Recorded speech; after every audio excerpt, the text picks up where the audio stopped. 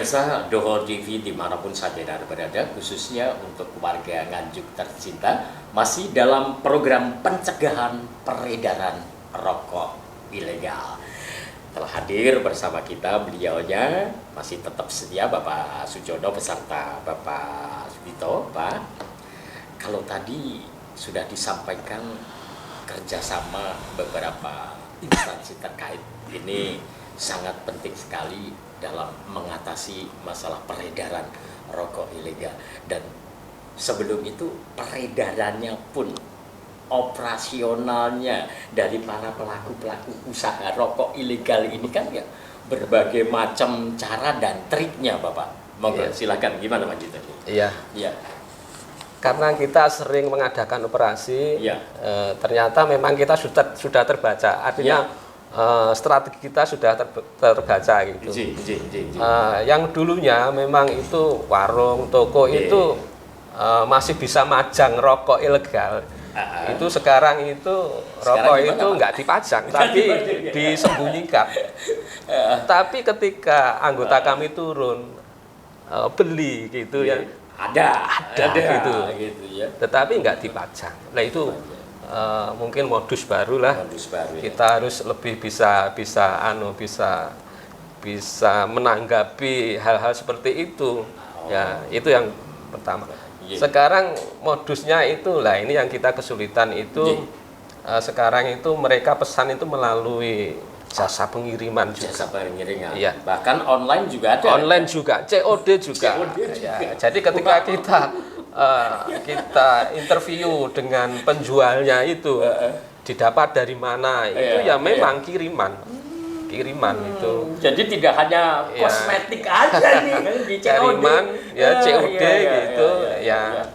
Tapi kadang juga ada sales yang memang mereka itu langsung menawarkan dengan harga yang murah atau bisa dititipkan gitu. Nah, seperti itu dengan tidak membayar dulu gitu. Ya, seperti itu modusnya. Waduh, bayar gampang dah, udah belakangan aja, yang penting barangnya udah nyampe gitu ya Pak ya. Itu yang dilakukan oleh Pol PP. Kemudian dari Kominfo sendiri Pak Jono. Dengan fenomenanya digitalisasi sekarang, transaksi menjadi sangat mudah. Itu memang apa ya, keunggulan dari digitalisasi.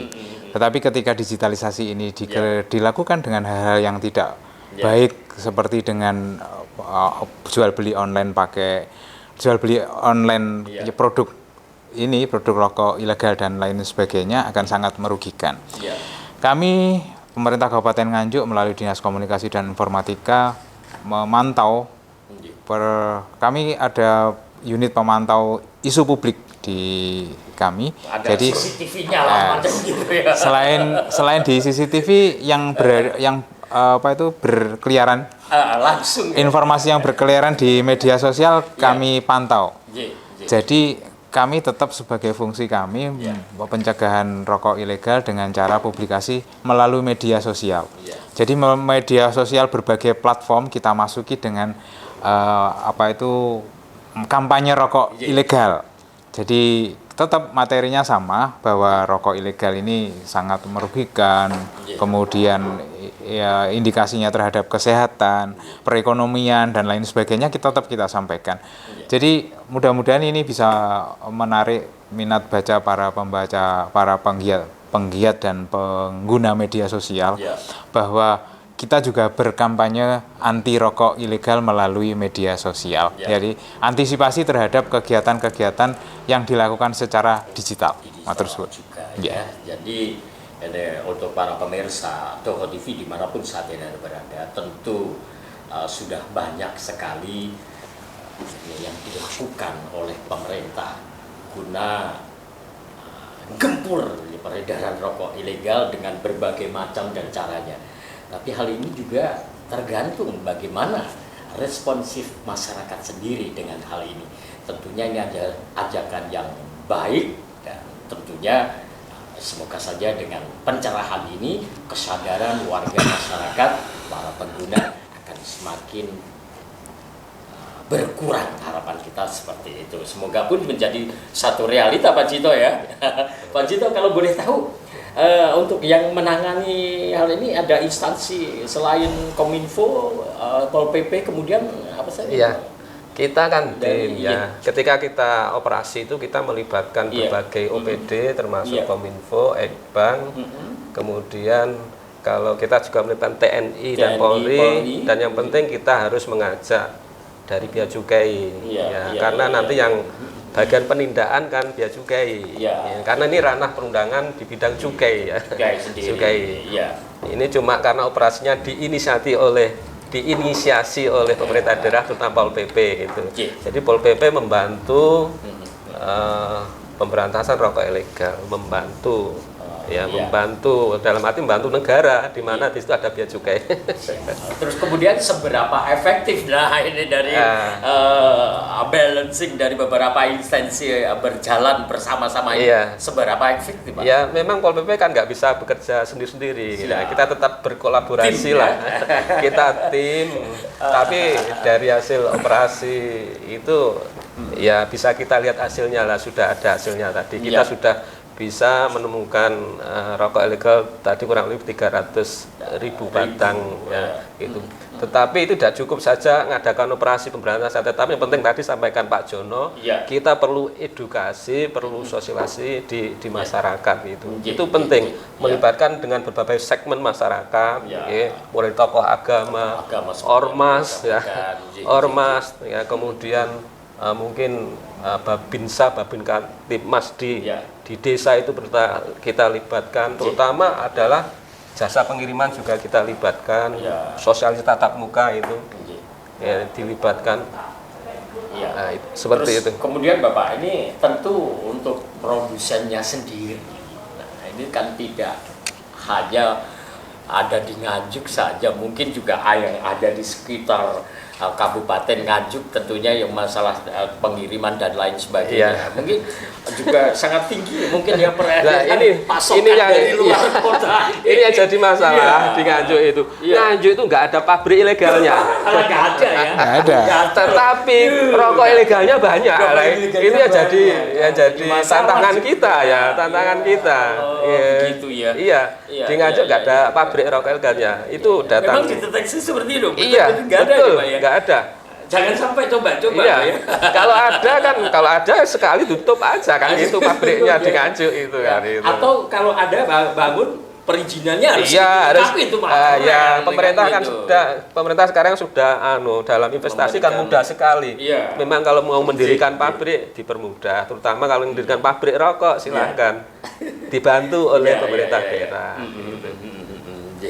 Jadi memang demikian ini Pak Jono juga ternyata malah justru di Kabupaten Nganjuk belum ditemukan, semoga memang nggak ada pabriknya, tapi malah justru pasokan dari luar kota. Jadi itulah yang jadi tantangan kita sekarang. Itu tantangan kita pemerintah Kabupaten Nganjuk selaku stakeholder kaitannya dengan pemberantasan rokok ilegal. Nganjuk memang anggap aja semuanya ada, jalan tol ada, kereta api double track juga ada, persimpangan kalau di utara ke Bojonegoro, selatan Kediri, Tulungagung, Trenggalek, ke barat nanti ke Jakarta, ke timur Surabaya, Nganjuk komplit. Maka menjadi sasaran empuk bagi produsen rokok ilegal untuk pemasaran. Nah, itu tantangan kita, tantangan terberat kita selaku pemerintah daerah. Bagaimana kita bisa menutup itu, paling tidak mencegah lah.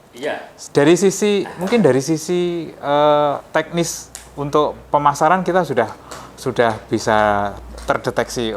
Nganjuk itu perempatan, sasaran mudah untuk dilalui banyak di tengah-tengah.